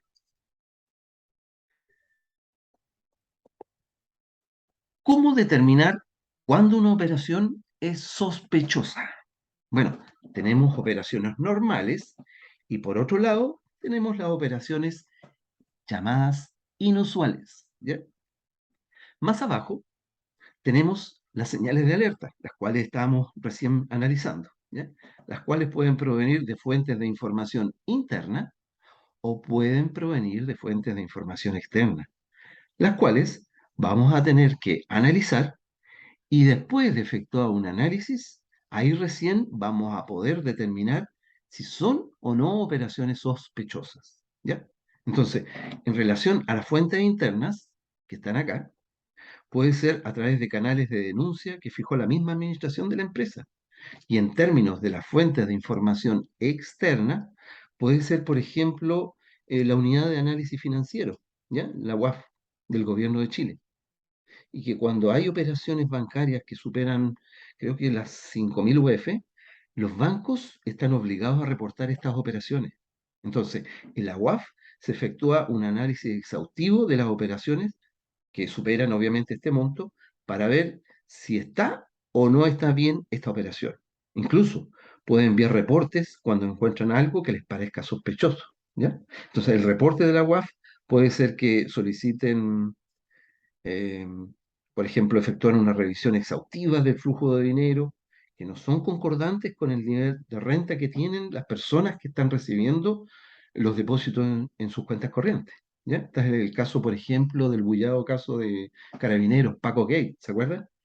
En donde el Banco Falabella, cuyo ejecutivo de Punta Arenas avisó que estaba ocurriendo toda esta situación. Por lo tanto, es una fuente de información externa la que me entrega el input, ¿ya? No solo es la UAF quien puede informar a nuestra organización.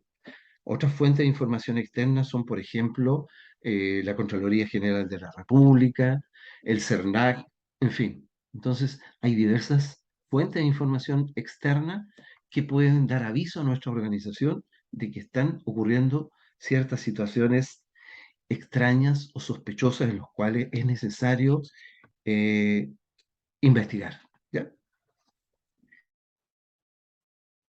5 mitos de fraude, ¿ya? Estos son los típicos 5 mitos de fraude. Primero, cualquier daño no sería importante.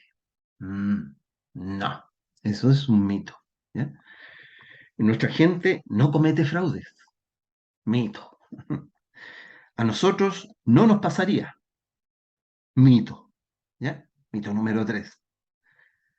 Lo sabríamos. Mito número 4. Y lo descubriríamos. Mito número 5. Ahí están los 5 grandes mitos sobre el fraude. ¿Ya? Típico. Bien, a continuación voy a hacer una bajada del tema de fraude. ¿Ya? De todo lo que tenemos de fraude, hay una asociación internacional cuyas siglas es ACFE, ¿ya? Que es la Asociación de Examinadores de Fraudes Certificados, ACFE, ¿ya? Que es la principal y la mayor organización antifraude en el mundo. Creo que tiene cerca de 75.000 miembros en todo el mundo y está en más de 150 países, ¿ya? Y esta asociación agrupa especialistas, investigadores, agrupa auditores también, académicos, abogados, peritos, consultores, en fin, una gran cantidad de profesionales que están interesados en el tema y forman parte de esta asociación, ¿ya? Ahora, la AFE cada 2 años emite reportes para nosotros poder analizar todo el comportamiento internacional de los fraudes, ¿ya? Ellos toman información financiera y la van esquematizando para llegar a ciertas conclusiones respecto al comportamiento de fraudes en el mundo. ¿M? Aquí les voy a presentar, a modo de bajada, acá pueden ver cómo se comete el fraude internacional y de qué manera se distribuyen estos estándares de fraude, ¿ya? Fíjense en este recuadro, ¿ya? Hay una apropiación indebida de activos, ¿ya? Eh, Aquí el primer punto. Vamos leyendo. Dice, figura 4.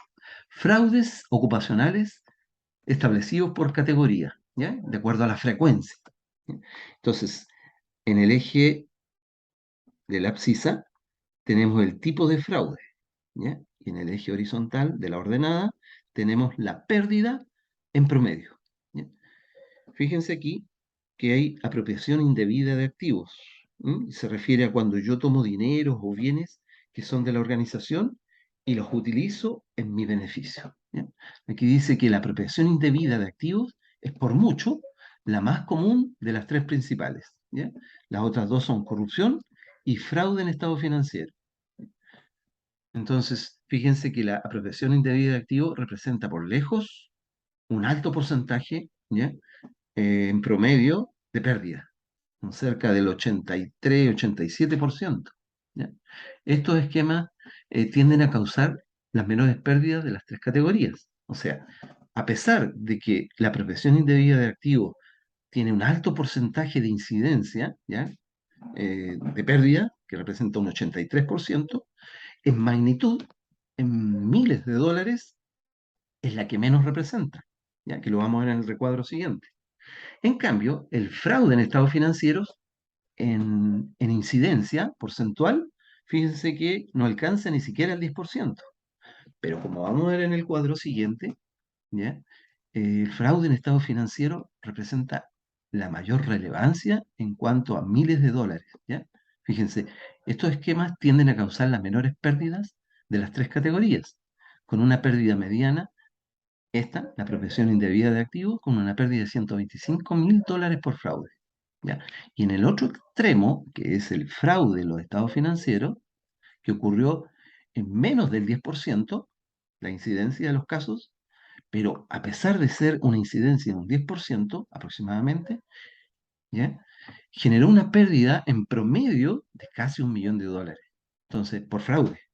Los esquemas de corrupción se encuentran en el medio, ¿ya? Aquí en términos de frecuencia y pérdida generada, ¿ya? Que representan aproximadamente el 35% y en magnitud, en dólares, cerca de 200.000 dólares por fraude por concepto de corrupción, ¿ya?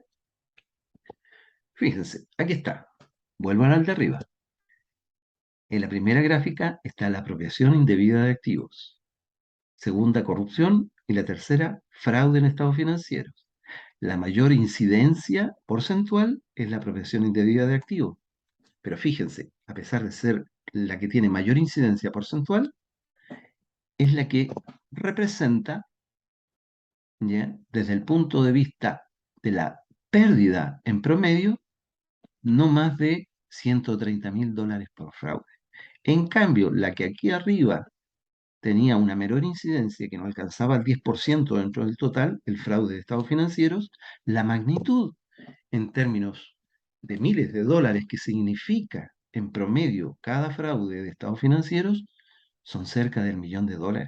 ¿Se fijan? Entonces tienen, a pesar de tener una poca incidencia, cada uno de ellos involucra una gran cantidad de miles de dólares, casi $1.000.000 por cada fraude. ¿Ya?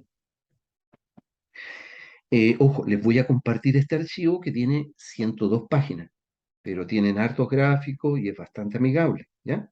Lo que tiene mayor impacto es donde tenemos que prestar más atención, o sea, ¿dónde tiene más impacto? En fraude en los estados financieros, ¿ya? Es ahí donde tenemos que prestar más atención, a pesar de que arriba tiene una menor incidencia porcentual, pero en términos de volumen, de cantidad en miles de dólares, es significativamente mucho mayor, ¿ya? Entonces, vamos a continuación a la duración de los fraudes en términos de meses. Fíjense, la duración de los esquemas de fraude. En esta figura 18 se muestra la frecuencia y pérdida en promedio según la duración del fraude. Entonces, en la medida que un fraude parte, normalmente parte con poco dinero, típico. Pero cuando los delincuentes se dan cuenta que los controles no están funcionando, se tiende a abrir un poquito más la llave y se termina malversando un dinero mucho mayor, ¿ya? Lo importante es que la organización sea capaz de determinar en un tiempo breve toda esta situación, ¿ya? Aquí abajo hay un cuadro que dice, mientras mayor tiempo pase desapercibido un fraude ocupacional, mayor daño económico genera a la organización. ¿Bien? Entonces, la duración en promedio de los fraudes en nuestro estudio fue de 18 meses. Chuta, 18 meses es muchísimo tiempo, jóvenes. Imagínense, si alguien encontró la manera de cómo defraudar a la empresa y en 18 meses pasó piola, cuando ya te diste cuenta, el impacto que va a tener en tu finanza, obviamente va a ser tremendo, ¿ya? Por eso es importante poner atajo de manera adecuada y oportuna al tema, ¿ya? Eso es súper importante. Acá, en este recuadro, hablamos de frecuencia y pérdida en promedio de los casos de corrupción por región, ¿ya? En el eje vertical, ¿ya?, tenemos la tipología de fraude. Y acá en el eje horizontal, que apenas se ve acá abajo, ¿ya?, tenemos el promedio de meses que transcurren para la detección del fraude. Y va de 0, 5, 10 meses, 15 meses, 20, 25 meses, 30, 35, 40. Fíjense que la mayor, dentro de las tipologías de fraude, ¿ya?, muchas bordean cerca de los 24 meses. ¿Se fijan? Entonces, aquí partamos con la primera tipología de fraude, que está asociada a nóminas de empleados. Aparece con un promedio de 24 meses en que tardan en ser detectado este tipo de fraude, ¿ya? Entonces puede darse el caso, por ejemplo, de pago de nóminas a empleados que tenemos, por ejemplo, los empleados fantasmas, ¿ya? O también el caso de los empleados que no van a trabajar y se les paga, ¿ya? Entonces, eso es típico, ¿ya? Entonces puede darse el caso de pago de nóminas a empleados, y estos fantasmas tenemos que estar ahí muy atentos, ¿ya? Y por eso cuando hacemos revisión de nóminas, ¿ya?, de pago de remuneraciones mensuales, tenemos que ser muy exhaustivo en esta revisión, ¿ya? Si bien, dependiendo del tamaño de la organización, podemos sacar muestras apropiadas, ¿ya? O si la organización no es muy grande, podemos hacer una revisión al 100% durante un periodo de tiempo, ¿ya? Entonces, pero siempre hay que hincarle el ojo a este tema del pago de nóminas de remuneraciones, ¿ya? Porque fíjense que se cometen bastante fraude en este sentido, ¿ya? Más abajo tenemos fraude que dice falsificación de cheques, que es el reembolso de gastos que son irregulares, ¿ya? Facturas falsas, por ejemplo, que yo tengo un amigo, por ejemplo, que tiene una empresa y le digo que me entregue facturas y yo le pago posteriormente. Y después me voy 50 y 50, o bien 80 y 20, ¿ya? Este tema de facturación o boletas de honorario es bastante común, ya que se contrata un servicio que en la práctica nunca se prestó y después, cuando se paga, se reparte el dinero y mayoritariamente al defraudador y en un menor porcentaje la persona que facilita la boleta de honorario o la factura, ¿ya? Normalmente el defraudador se da con un 80% y el que prestó la boleta, ¿ya? O la factura para el ilícito se va con un 20%, ¿ya? También está el hurto de activos antes de su registro, hurto de dinero en efectivo después de su registro. Otra tipología de fraude es la corrupción. Apropiación de dinero en efectivo disponible, bienes distintos al efectivo y desembolsos en cajas registradoras, ¿ya? Todos esos son la totalidad prácticamente de mayores tipos o tipologías de delitos que se dan de fraude, ¿no? Bueno, yo todo este material se lo subí al aula porque me interesa que se den un tiempo para leerlo u hojearlo, ya que es de gran interés, ¿ya? A continuación, tengo un barrido de sentencias que van desde el 2007 al 2020, donde la UAF, junto con el Ministerio Público, hacen como un barrido de las sentencias ligadas a distintos delitos, que sean por droga, por malversación de caudales públicos, ¿ya? Por ejemplo, aquí tenemos el delito base, ¿ya? Que es la malversación de caudales públicos. Aquí indica la fiscalía que intervino, ¿ya? Ahí dice FRMCN, que es la Fiscalía Región Metropolitana Centro Norte, que intervino en esto, ¿ya? El tipo de procedimiento aplicado, que en este caso ahí dice abreviado, que generalmente es un procedimiento abreviado. ¿M? El número de condenados, en este caso fueron 8, acá fueron 3, ¿ya? Aquí 3, aquí uno, ¿ya? La pena principal, para este caso fueron 729 días. Para este caso fueron 61 días de pena. 61 días y fíjense acá, 61 años. Uf, ¿ya? Y la multa o sanción aplicada. Para este caso se le aplicó, además de la pena, una multa de 16 UTM. Aquí, aparte de esta pena de 61 días, se le aplicó una multa de 15 UTM, ¿ya? Entonces, a veces las multas o las sanciones no son tan significativas, lamentablemente, ¿ya? Perdón. Pero lo que más me interesa que ustedes vean es la descripción, ¿ya? La descripción, fíjense, esas iniciales que aparecen acá arriba en la descripción, esas son las iniciales de las personas que cometieron los delitos, ¿ya?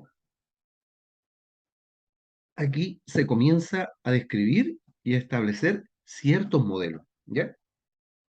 ¿Cuáles son las etapas del fraude? Veamos.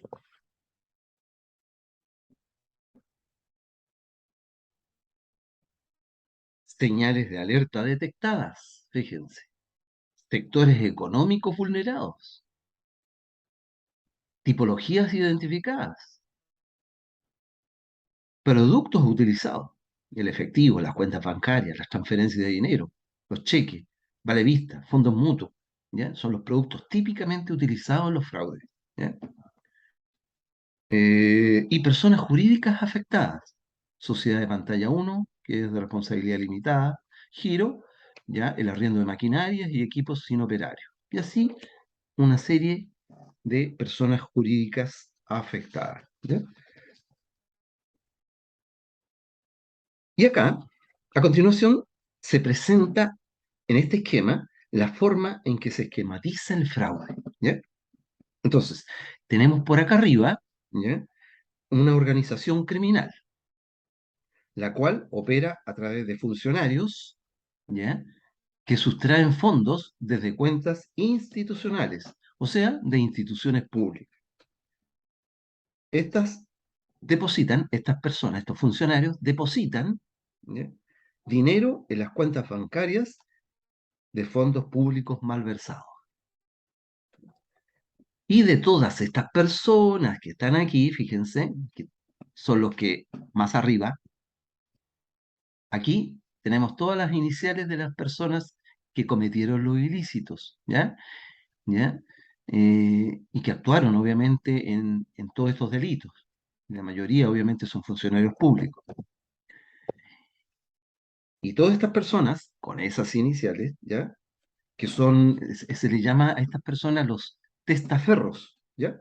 Los testaferros, bueno, es alguien que presta su nombre, presta su RUT para efectuar el depósito del dinero, ¿ya? Que normalmente son personas indigentes, personas con antecedentes penales, etc. O sea, no una persona que no haya cometido delito alguno va a ser tan fácil que se preste para estos ilícitos. Normalmente son este tipo de personas. Y esas personas, como les señalaba, ¿ya? Que prestan su nombre, prestan su RUT para que le hagan los depósitos, ¿ya? Producto de todos estos ilícitos, se les llama a estas personas testaferros, ¿ya? Entonces, el testaferro generalmente se queda con un porcentaje menor del dinero. Entonces le dicen al testaferro, oye, ¿te quieres ganar tanta cantidad de dinero? Sí, bueno, ya. Entonces préstame tu carnet porque te vamos a transferir cierta cantidad de dinero. Bien, po. Entonces le transfieren a estos testaferros y obviamente después viene el testaferro, va, hace el giro del dinero, ¿ya? Y supongamos que son 7 millones de pesos, entonces un 80% normalmente, o un 90% del dinero depositado, eh, se lo lleva el funcionario que comete el ilícito y el testaferro se queda con un menor porcentaje, ¿ya? Entonces, esto como es lavado de activos, en teoría, llega este dinero al testaferro. Después, ¿qué se hace con el dinero? ¿Ya? Bueno, el dinero el testaferro lo puede girar, ¿ya? O lo puede depositar en un fondo mutuo. Entonces hay sociedades bancarias en las cuales se lava el dinero, ¿ya? Sin que la sociedad bancaria esté coludida, digamos, ¿ya? Pero sí se hace en las entidades bancarias. También se emiten cheques, ¿ya? ¿Se fijan? Ahí se emiten cheques. Eh, ahí hay una sociedad pantalla por acá, sociedad de pantalla 5, sociedad de pantalla 6, ¿ya? Sociedad de pantalla 4, ¿ya? Las sociedades de pantalla en el fondo son sociedades de papel que en teoría solo fueron constituidas para defraudar. O sea, no tienen otro propósito. Es como cuando uno va a un restaurante, no sé si les ha pasado, y en el restaurante no hay nadie, güey. Nadie atiende, no tiene mayor publicidad, no tiene tabla de menú. Entonces uno se pregunta, ¿para qué está esto? En realidad está siendo utilizado como fachada para poder lavar dinero, ¿ya? Entonces, se compran vehículos, ¿ya? Se compran propiedades, ¿se fijan? Se compran inmuebles, y ahí están los vehículos, otra sociedad bancaria, más compra de propiedades. Este archivo, jóvenes, se los voy a compartir. Y van a ver el caso de los narcotraficantes, ya que la mayoría de los casos de lavado de dinero en Chile es efectuado por organizaciones que están relacionadas con el tráfico de drogas, ¿ya? Entonces, como se van a dar cuenta, independiente del nivel de sofisticación que tenga cada uno, la mayoría de las veces opera de manera parecida al dinero que proviene del tráfico de drogas, ¿ya? Este tema se los presento porque considero muy interesante poderlo compartir con ustedes. Bien, jóvenes, llegó hasta aquí con la cápsula de introducción de riesgo, ¿ya? Entonces, tal como les mencioné en mi correo del día 14 de septiembre, ¿ya? Hasta esta PPT sería la materia a controlar en la primera prueba de cátedra del próximo miércoles 28 de septiembre, ¿ya? Lamentablemente, por motivos de paro estudiantil, no pudimos efectuar la prueba de cátedra que teníamos programada para ese miércoles 14, ¿ya? Por lo tanto, Ese día miércoles yo les subí los PPT asociados a la clase de introducción de riesgo, ¿ya? La cual también entra para la prueba, ¿ya? Recuerden que en la prueba de cátedra entra toda la materia vista hasta la clase anterior, ¿ya? No quise dar la materia por pasada, solo con subir los PPT ese día. Yo preferí mejor darme un tiempo, ¿ya? Y grabarle esta cápsula para que lo complementen al PPT que yo les subí, ¿ya? Respecto a los archivos que se encuentran en el aula virtual, pienso que ustedes tienen que leerlos en la medida que se sientan cómodos, ¿ya? O sea, yo le estoy subiendo material, ¿ya?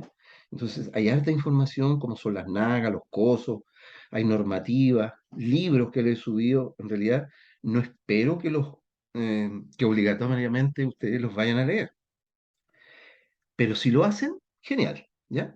Ahora, de manera general, con lo que nosotros hablamos en clases, ¿ya? Todo lo que vemos en clase y lo que yo les entrego a través de las cápsulas, ustedes deberían ser capaces de aprobar la asignatura, ¿ya? Bueno, de hecho, no es el caso, pero el tema del control, las notas estuvieron relativamente muy buenas, ¿ya? Salvo algunos rojos, obviamente, que siempre hay, pero en general las notas estuvieron muy buenas. Asimismo, pienso que ustedes viendo y revisando las cápsulas, ¿ya? Leyendo y estudiando la materia asociada, debería irles bien también en la prueba de cátedra que tenemos el miércoles 28, ¿ya? Entonces, como hay material que yo considero interesante, es importante que ustedes tengan conocimiento.